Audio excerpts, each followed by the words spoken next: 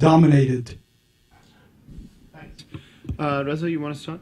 Okay, very quickly, I think I just want to respond to the issue that Marvin's also raised, which is that I think the ethnic perceptions do matter a lot in this whole narrative. I mean, Pakistan's militancy is so hydra-headed. It's not just the Taliban, or it's not just the sectarian groups, but there is political violence in Karachi. There is Baloch insurgency in Balochistan. There is growing, small-scale Sindhi sort of movement as well.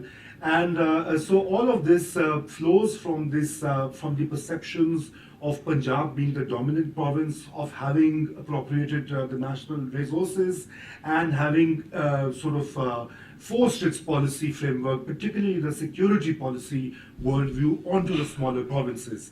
And it is also a historical reality that Pakistan's three smaller provinces are far less anti-India than the Punjab is. And Punjab is the dominant province. Sindhis, Baloch, and the Pakhtuns have always had a different view on that.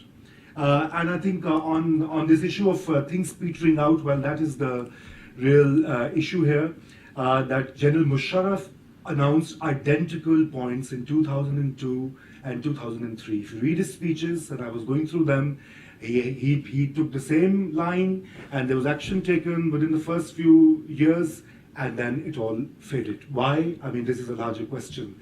And on narratives, I think, Peter, I would like to make a comment on which you also mentioned, that the Urdu media or the vernacular media in Pakistan is what drives the public opinion.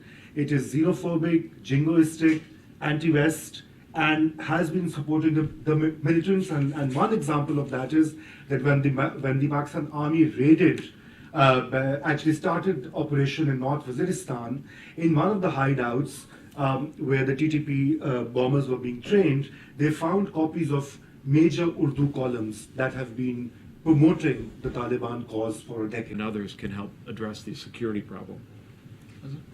Thank you, Peter, also for the additional points. I'm a bit outraged because I'm a Punjabi, and we consider the army, Islam, and Pakistan as the same things. So whenever there's a critique of security establishment, the Pakistani nationalism gets a bit jolted.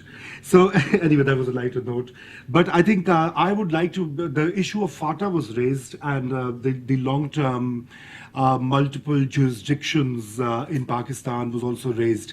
I think deep down, the problem is that the citizen-state relationship in Pakistan remains fractured and fragmented. Nearly half of Pakistan's territory is governed or is an ungoverned space.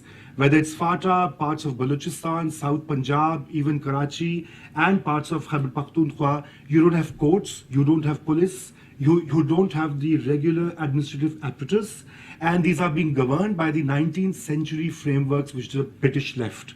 I think part of that is a completely unaddressed debate. The second issue that I would like to raise is about the media, and I would like to point out that there's one colleague of ours here in the third or the fourth row who took out the only liberal Urdu paper, and a few months ago there was a mob which said that you've committed blasphemy, and he was about to be charged with that, which means murder.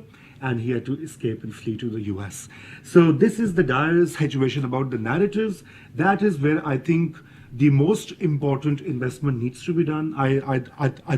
The results of your work are extremely impressive, and I hope that they inform the policymakers as well, and there are more Pakistani outfits doing that for vernacular media, because this is a war of narratives and opinions and perceptions.